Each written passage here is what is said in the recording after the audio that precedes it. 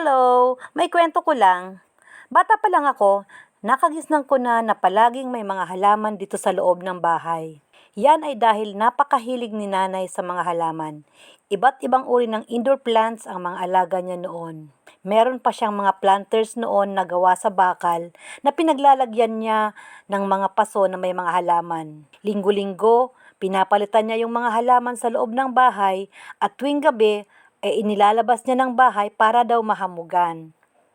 Sa umaga naman, bubuhatin niya uli pabalik ng bahay at babaguhin niya na uli yung arrangement. Ganyan noon si nanay. Kahit maliit lang ang bahay noon at gawa lang sa kahoy, nagiging makulay ang loob dahil sa mga halaman.